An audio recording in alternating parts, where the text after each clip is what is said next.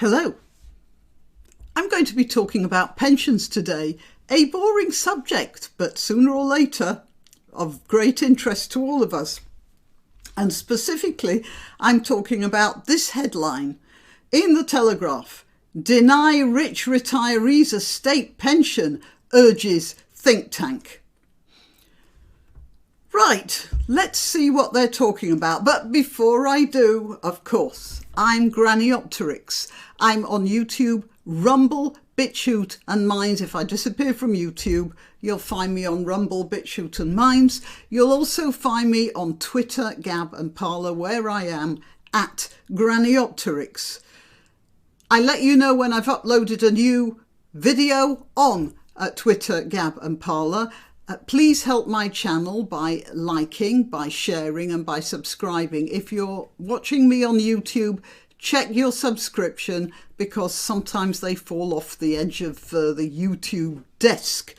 All right, you can also help me financially, buy me a coffee or one of the other links. All the links to all my other channels are in the description. Right, let's get on with this.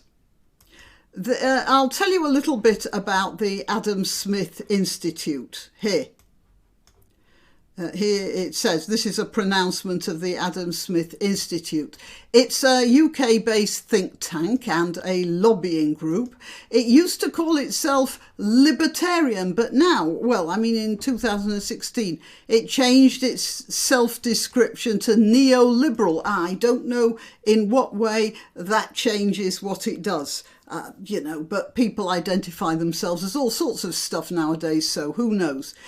Generally speaking, it's free market and classical liberal ideas sort of place, and their president describes the Adam Smith Institute ideas and recommendations like this: "We propose things which people regard as being on the edge of lunacy.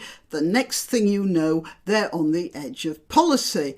And he thinks that's marvellous. Well, so does the monster raving loony party.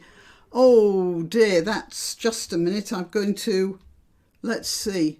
Right, the page was cut off.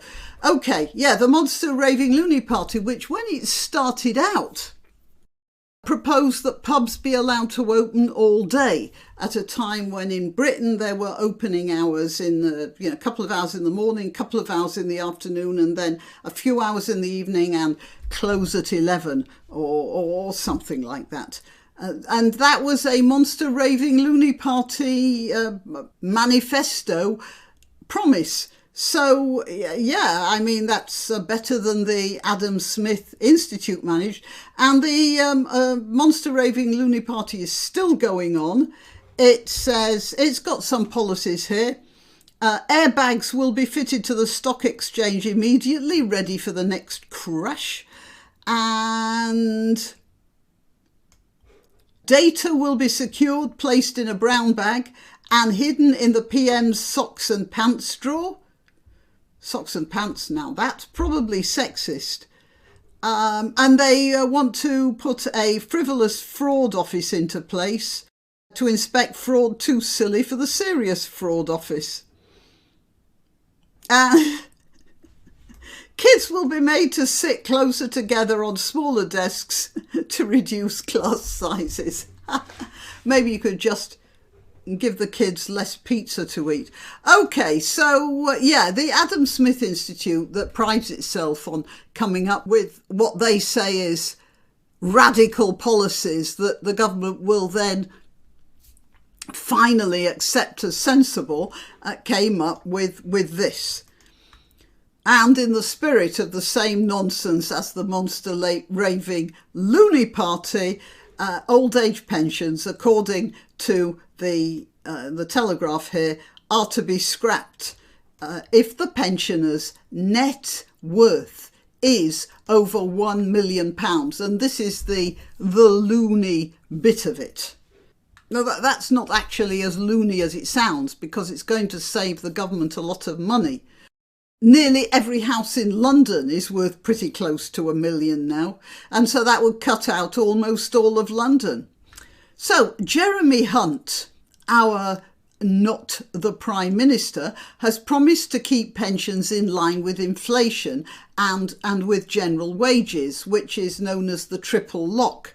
And the Adam Smithers complain that means that pensioners have been getting a rise of £510 a year since 2010.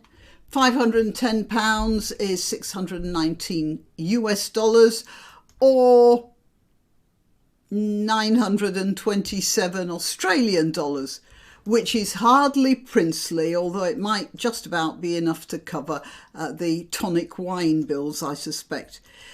It's not that Hunt really feels that generous, but more that he reckons pensioners are the only people who are going to be left to vote for him. I want to point something out to Adam Smith. Pensioners get back what they've put into the system. This isn't a present the state gives pensioners. Pensioners have put the money in because they have been compelled to do so by the state that says, we are going to take a certain amount out of your salary and then we are going to pay it back to you when you're old and grey and can't earn any more. And what the Adam Smith Institute is proposing is that the money that pensioners put in while they're sitting on a house that started out being worth £70,000 and is now worth £700,000 or possibly even more, a situation completely out of their control. It just happened like that because London has become so crowded. These people are going to be penalised and in their old age forced to move to smaller accommodation and use the money from their houses to look after them in their old age, which means they have to take that money and put it in a bank that they don't trust, because banks have been known to fiddle around with interest rates. Well, government's been known to fiddle around with interest rates, and this is going to cause a lot of upheaval, hardship, and probably finish the old people off more quickly. So, yeah, and remember, Jeremy Hunt, when you finish the pensioners off, there'll be nobody else to vote Conservative. Now, I just want to draw an analogy here because I'm sort of good at that. If I buy a new sweater and hand over the money and then the shop assistant says, well, you bought that sweater, but you already have a sweater. You're already wearing one. And there are people who don't have a sweater. So what we're going to do is we're going to take your money and then we're going to give this sweater to someone else. Now, toddle along and just be grateful we're not pulling your teeth for the gold. And perhaps, Adam Smith Institute, you might remember what happens to an economy when people don't invest because they're worried about the government changing the rules. I'll finish with a quote from the wonderful Walter Williams. Honesty and trust are not simply matters of character and morality. They're crucial for efficient human interaction and a smoothly working economy. Okay, well, that's my 2p out of my pension. Till next time. Why not treat yourself or a favoured relative or friend to these magnificent examples of merch? The mugs and t-shirts come in the granniopteryx design or Granbo with a firearm or the more deadly knitting needles. Go to www.granniopteryx.com and whatever platform you're watching this on, please click like, subscribe and share.